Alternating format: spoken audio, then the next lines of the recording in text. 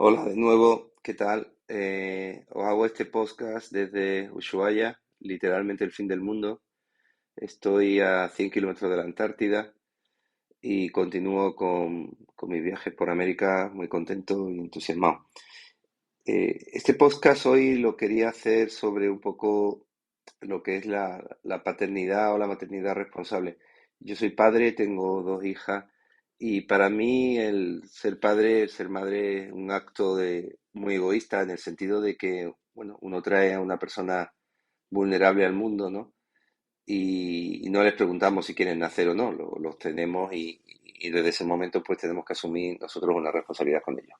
Yo soy de la teoría de que si nos sacaran un examen para ser padre o nos tuvieran que dar un carnet para ser padre, pues la humanidad se extinguiría en 2 o 3 generaciones. Pero bueno, hay hasta cierto punto, tiene que haber cierto criterio, ¿no? De cierta capacidad de reflexión sobre lo que significa ser padre o ser madre. Así que muchísimas gracias, bienvenido a estos podcasts donde hablaré sobre bioética y diferentes aspectos de la maternidad y la paternidad. Recientemente en España ha habido una actriz que se llama Ana Obregón, que está cerca de los 70 años, que recientemente perdió a su hijo, hace 2 años perdió a su hijo por un cáncer y ha cogido el semen que su hijo dejó congelado, ha buscado una persona, un vientre de alquiler, la ha inseminado y ha tenido una hija, ¿no? Que en realidad de alguna manera al mismo tiempo que es su nieta, también es su hija, es decir, sería su nieta a nivel biológico y sería su hija a nivel afectivo, ¿no? Y quería hacer unas reflexiones sobre un poco lo que se pondría para esta niña, lo que le va a suponer, ¿no? Esta situación. Lo primero que querría aclarar es cuando un niño o una niña está en el vientre materno, ya se crea una conexión a nivel biológica a través de diferentes hormonas, del latido del corazón, de las hormonas del estrés. Pero cuando el niño o la niña nacen, entonces se crea una vinculación enorme, tanto en la mamá como en el niño, se produce muchísima oxitocina. Esto produce un vínculo indisoluble, que es lo que hace que nosotros, pues, la mayoría de los padres o de las madres que son normales se vinculen con esos niños. Los niños se van a vincular inexorablemente con sus padres. Eso es así. Entonces, lo que tenemos que plantearnos es que ese vínculo es indisoluble. La base, tal como Bowlby definió el apego, fue como la vinculación que creamos con una figura que es más fuerte, más sabia y que se crea un vínculo que es irreemplazable. Lo que tenemos que darnos cuenta es que esta persona, por la edad biológica que tiene, está en una situación en la cual, primero, no va a poder ejercer como una maternidad responsable, porque uno de los factores principales que hay es que para ser padre o madre hay que tener mucha vinculación, no solo a nivel emocional con el niño, no solo quererlo mucho, sino tener capacidad para poder jugar, para poder cuidarlo. Es decir, a partir de cierta edad la energía, la fuerza no puede ser la misma. Y los seres humanos, de una forma más o menos paulatina, biológica, pues vamos tendiendo más a ser un poco como más sobreprotectores, más, si queréis, más abuelos, ¿no? Entonces, dudo mucho de que esta persona tenga la capacidad a nivel afectivo de poder ejercer una maternidad responsable con su hija. Sé que tiene el dinero para poder pagar a cualquiera que le ayude a darle de comer o que le ayude para dormirla o que le ayude para vestirla, pero a nivel afectivo el vínculo es indisoluble que se crea con la mamá, no se va a poder crear. O el vínculo lo creará con alguna cuidadora que esté ahí y que sea la que realmente esté ejerciendo esa labor afectiva. Hasta hace no mucho, hasta hace pues unos 50, 60 años en España, y todavía ocurre en muchos lugares del mundo, los hijos se tenían como una especie de inversión, ¿no? O sea, los padres tenían hijos pues porque era una manera de garantizarse que había una mano de obra que podía ayudar al cuidado del ganado o de la agricultura o de lo que fuera, como una forma de poder saber que era mano de obra que ayudaba en la casa, en el caso de los varones, en el caso de las hembras, pues servían para bien casarla y tener una dote, o bien para que cuidara de los hermanos cuando había muchos niños. Esto, gracias a Dios, pues lógicamente ha cambiado muchísimo y ahora pues no tenemos a los hijos por una cuestión, digamos, de supervivencia, sino que tenemos a los hijos pues, por una cuestión biológica o de afecto, de apego. Hasta hace no mucho, hasta hace unos 50 o 60 años, las mujeres estaban predestinadas, pues si se a quedarse embarazadas, si tenían relaciones sexuales, con mucha facilidad. Y siempre existía la posibilidad del aborto, pero una posibilidad en muchos casos totalmente prohibida y en todos, pues, con la posibilidad de que la persona, pues, esa mujer pudiera morir haciendo ese aborto. La píldora anticonceptiva, perdón, cambió toda esta perspectiva y permitió que las mujeres pudieran decidir ser madres a voluntad sin tener que estar sometidas al miedo de tener una relación sexual y quedarse embarazada. Lógicamente, esto también ha evolucionado. Ahora tenemos nuevas técnicas para poder evitar los embarazos que son indeseados. Dentro de los embarazos que son deseados, yo creo que existe una maternidad responsable desde el sentido de que creo que como padres tenemos que ser conscientes de que traer un hijo al mundo es un gran esfuerzo y sobre todo nosotros no les pedimos que nazcan. Nacen desde una decisión, desde una persona adulta que decide tener ese hijo o esa hija. Y esto exige ser responsable, pero no solo ser responsable en el hecho de darle una educación o darle unos bienes materiales, también en el hecho de involucrarse de forma emocional y adecuada en lo que es la crianza de ese niño. Si nosotros no somos capaces de hacernos responsables de eso, pues lógicamente va a tener unas consecuencias terribles en la psique a nivel emocional y en muchos aspectos físicos de lo que va a ser el niño. ¿Qué ocurre? Que esta persona que se ha quedado embarazada, que ya voy un poco más allá de si es adecuado o no lo de los vientres de alquiler, está teniendo un hijo con una persona ajena, una madre biológica que es ajena, que ya el separarla de, de su madre ya tiene un coste a nivel biológico. Lógicamente, me podréis decir, bueno, pero es que estaba recién nacida. Bueno, no sabemos cuál es el coste, pero sabemos que lo hay. Os recomiendo que sigáis a Ivonne Golza, que es una ginecóloga que ya habla de todo esto, no de las repercusiones que tiene. Lógicamente, en casos de maltrato severo, donde los niños tienen que ser retirados de la custodia de los padres, o en casos de abandono o de muerte de los progenitores, pues estos niños quedan huérfanos y como un mal menor, pues buscamos la forma de que haya algunos padres de acogida o adoptivos que puedan darle a estos niños un hogar y los puedan ayudar a reorganizarse y salir adelante, ¿no? Pero en estos casos es una solución pues que se tiene que tomar ante una situación que es desesperada.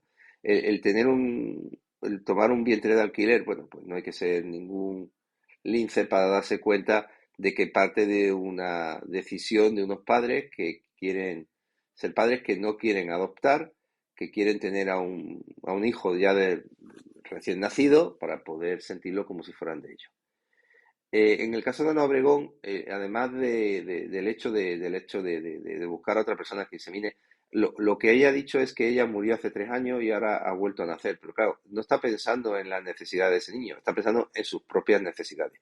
Insisto que ya de por sí ser padre es egoísta, pero hacerlo de este modo me parece, bueno, cuando menos espeluznante, ¿no? Porque está pensando ella en que cuando pasen 7, 8 años, si ella sigue viva, en qué condiciones físicas y emocionales va a estar y qué tipo de madre va a tener esa niña. Cuando tenga esos 8 años, esa niña va a tener una madre que va a estar completamente anciana. O peor aún, puede que incluso esté muerta. Es decir, está condenando a esa niña a ser huérfana con 6, 7 años. Y me podréis decir que sí, que habrá familiares cerca, que bueno, que no sé cuáles son, porque esta señora es muy mayor y no tiene hermano, no tiene madre, bueno, la madre ya murió, claro, lógicamente por edad biológica. Es decir, ¿quién se va a hacer responsable del cuidado de esa niña? Y aparte que, aunque alguien se haga responsable, ya insisto, hay una vinculación emocional, afectiva, biológica con la madre, que en este caso no es su madre biológica, pero es la que la ha acogido del nacimiento, y no está pensando en absoluto en las consecuencias que va a tener. Otro factor importante es que ese niño que murió, el pobre, tiene una carga genética con una predisposición muy alta a sufrir un cáncer. No sabemos si esa niña en un futuro puede que esa carga genética también se exprese y también le pueda producir más adelante pues, un cáncer. Quizás no, quizás sí, pero no sé si El hecho de tener un hijo creo que no se puede hacer de una forma tan absolutamente egoísta, ¿no? Porque si nos horroriza que en el siglo XIX se tuvieran hijos para poder cuidar de los padres cuando eran ancianos, o de poder labrar la tierra, o de poder limpiar la casa y ayudar a la madre en la limpieza de la casa, me parece igual de terrible que se tenga un hijo simplemente pues por superar un duelo. O sea, me parece un acto de egoísmo brutal. Y ya no es superar un duelo, es que además condenas a esa niña a que en poco tiempo vaya a perder a su madre, o bien afectivamente, o bien definitivamente, ¿no? Me pregunto también, cuando las opiniones que he leído, muchas personas, ¿no? Que, bueno, que están a favor de que sea madre, de que tal, y me da la impresión de que son muchas de estas personas, personas muy comprometidas con el cambio climático, o con la deforestación de la Amazonía, o con la contaminación de los mares, ¿no? Personas muy comprometidas a nivel ideológico, un poco con el medio ambiente. ¿Por qué? ¿Por qué hacen esto? Porque de alguna manera se preocupan de lo que va a pasar a las próximas generaciones. Es decir, lógicamente nosotros vamos a morir y no vamos a sufrir el cambio climático como lo van a sufrir nuestros nietos, por ejemplo, ¿no? Todas estas personas que se preocupan tanto del medio ambiente y que piensan tanto en el futuro, del legado que van a dejar a la humanidad, ¿cómo no se preocupan del legado que están dejando a una niña que cuando tenga 8 años su madre o va a estar muerta o va a estar en unas condiciones pues deplorables, ¿no? Es decir, me parece que más allá del debate ideológico, tiene que haber un debate bioético importante donde tengamos que poner reflexión sobre qué cosas son óptimas o no. A ver, hay cosas que nosotros pues hemos conseguido dominar la naturaleza pues poniendo vacunas y evitar que los niños mueran, o haciendo tratamientos para conseguir que nuestra esperanza de vida sea más alta. Pero no creo que todo valga a la hora de la paternidad o la maternidad. Sobre todo porque en el acto de tener un hijo o una hija, estamos condenando a un ser vivo, sí, a vivir, porque a lo mejor si no se diera esa posibilidad no habría vivido, pero también le estamos dando una posibilidad muy alta de vivir una vida absolutamente terrible, miserable, con traumas, con mucho dolor y con muchísimo sufrimiento, porque sabemos que los primeros años de vida son vitales en el crecimiento de la persona. Hay otra cuestión también, cuando a veces me vienen pacientes a la consulta y me dicen que cuando eran pequeños, pues yo tenía un hermanito, un año, 2 años, 3 años más que ellos, que el hermanito murió, que no se acuerdan, o que simplemente se lo han contado los padres, o sí que tienen algún recuerdo del hermano. Esto es lo que llamamos niños de reemplazo.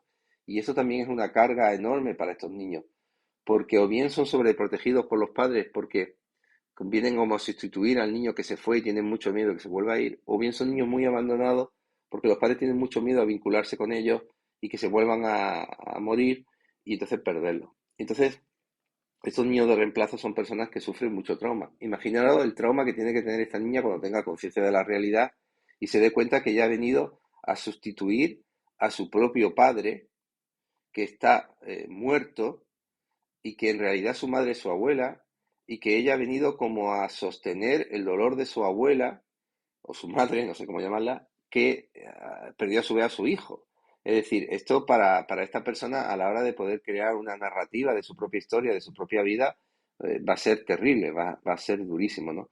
Entonces, me parece terrible, ¿no? Que tengamos un hijo simplemente pues para superar un duelo, o simplemente porque sentimos que tenemos que tener un objetivo en la vida.